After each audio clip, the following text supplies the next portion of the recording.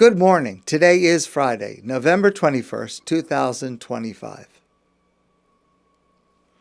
As you may know, I am the head of the RCA, Rabbinical Council of America Conversion Program, the Montreal region.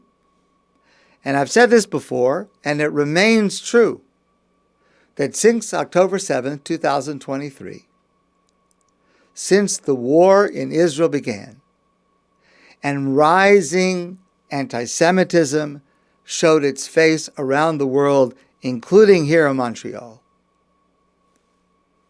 Parenthetically, McGill University announced that today, November 21st, students and faculty would only be allowed to enter the McGill campus with a valid McGill ID card. Because this week there have been not only protests against Israel, but people in masks bursting into classrooms, disrupting the classes, refusing to allow the learning to continue, and the administration has said that they will not tolerate that today. But this anti-Semitism all around the world, and I said this before, and it is still true, not a week goes by without me receiving at least one request, often more than one, request for an orthodox conversion to Judaism. I don't really know how to explain it.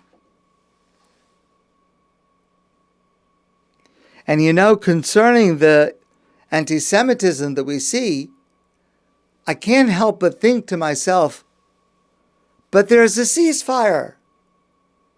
It's not perfect, but it is in the main still holding. Why not celebrate that? Shouldn't all sides celebrate that, or at least support it, or at the very least recognize it? And incredibly, over the last several weeks, when Hamas was openly executing Gazans, I did not hear a word of protest against Hamas's barbarity against its own people. And yet, with the hypocrisy of anti-Israel protesters on full view, there is a counter trend that is equally inexplicable. The number of people who want to join the Jewish people in a serious way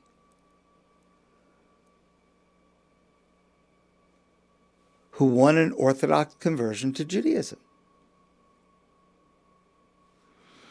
It's very hard to understand, especially in light of the words of Talia Laniado. She wrote a remarkable essay in Times of Israel some time ago. And she writes, to be Jewish is to be hunted, haunted, a wanted prisoner, even by one's own neighbor or cousin or perfect stranger.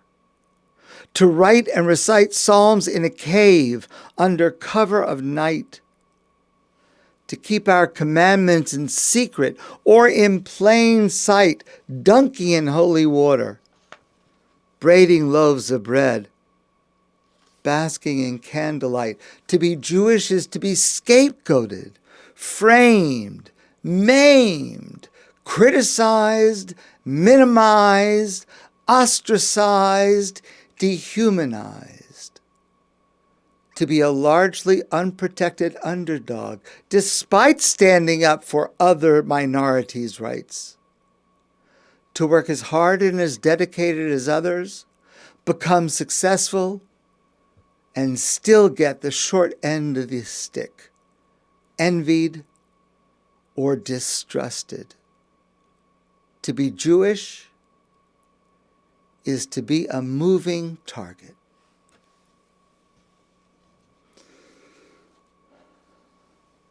So why would anybody want that?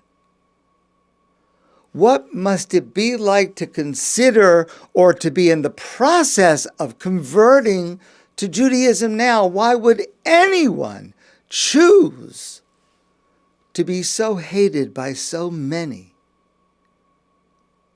We, the rabbis of the Beit Din, we asked this question of each candidate, formally and informally, throughout the process of conversion.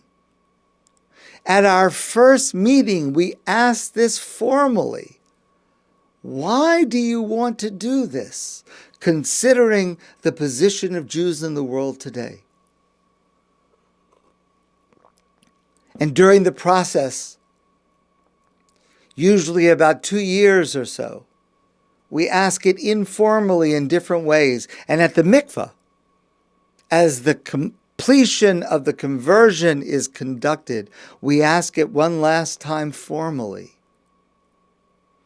And we listen very carefully to the answer.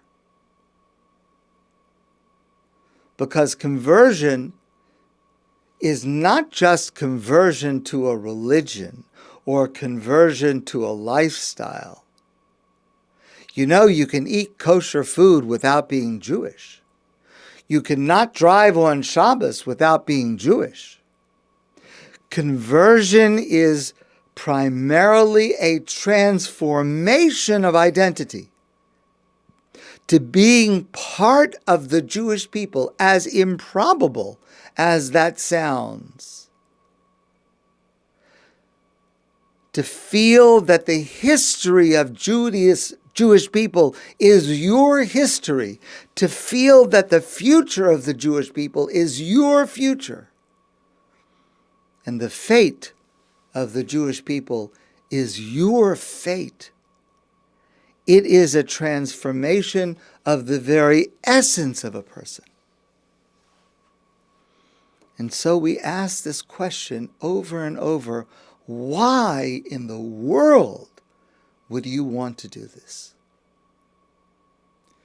Today I want to share with you an answer that I heard recently, and I repeated last week.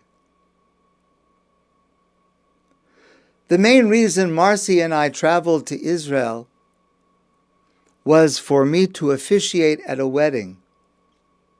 And we also had the privilege of a few extra days to spend with my mother and my brother and with relatives and friends, and especially to spend time with our grandson, who is now learning in a yeshiva in Beit Shemesh, Israel, and doing very well there. Officiating at any wedding is one of the highlights of my work. But officiating in Israel, on the shore of the sea, as the sun was setting, was a sublime and deeply spiritual moment for me. For 2,000 years, at every Jewish wedding, we say the Sheva Brachot, 7 blessings we bestow on this couple. And in the 7th bracha, we say, Mehera Hashem Elokeinu, Yishama ba'arei Yehuda v'chutzos Yerushalayim. God, our God, may it soon be that we will hear in the cities of Judah and the streets of Jerusalem, Kol sasan v'kol simcha, the sound of joy and the sound of gladness. Kol chasan v'kol kala, the sound of the joyous bridegroom and of the celebrating bride. The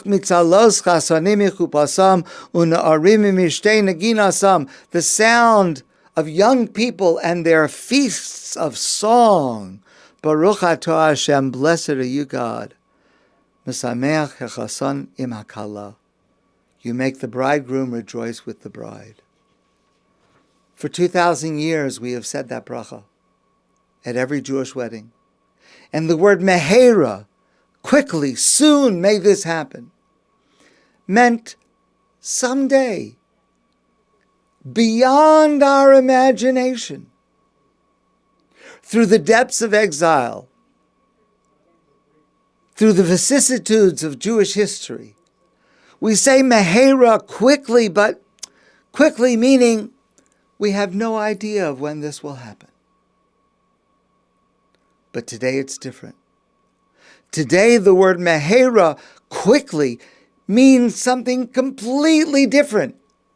Mehera today means as soon as we finish reading this line, as soon as we finish this bracha, immediately, we will hear the sounds of the joy of the bride and the bridegroom. We will sing, Od Yishama Ba'are Yehuda B'chutzes Yisraelim. We will sing it immediately as soon as we finish these words in seconds. It is a clear sign of the current unfolding of redemption in Israel. To say these words in Israel is to be aware of all of Jewish history and where it has led us to this moment, this couple, this part of redemption. A few weeks ago, as the Kala, the bride, her name is Chana, completed the process of conversion with us at the mikveh, she made a speech. And she gave me permission to share her words, and I did so under the chuppah. And I now share them with you.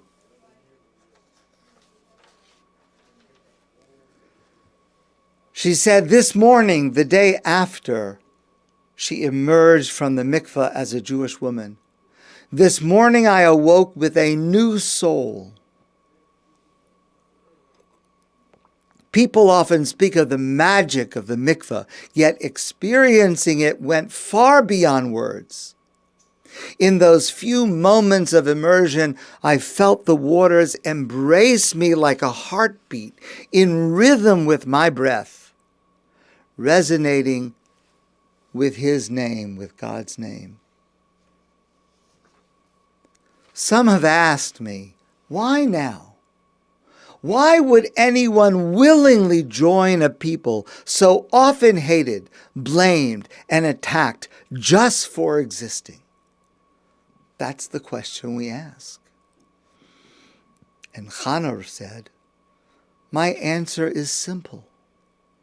Because once you truly see the beauty and the depth of Judaism, you simply can't unsee it. Yes, the world feels heavy at times, but this path brings me light. It brings me clarity, connection, and a profound sense of purpose. To me, becoming Jewish is not a reaction to what's wrong in the world. It's a celebration of what's right, a gift I give myself with joy and trust and love. That's the answer we're looking for. And that is happening now all over the world. And each time this happens, we, the Jewish people, are strengthened and inspired, and we become better.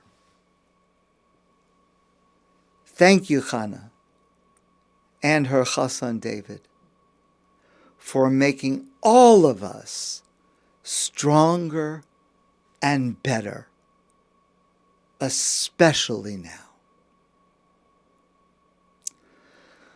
My friends, I wish you a great day and a beautiful Shabbos. And I look forward to seeing you soon in person.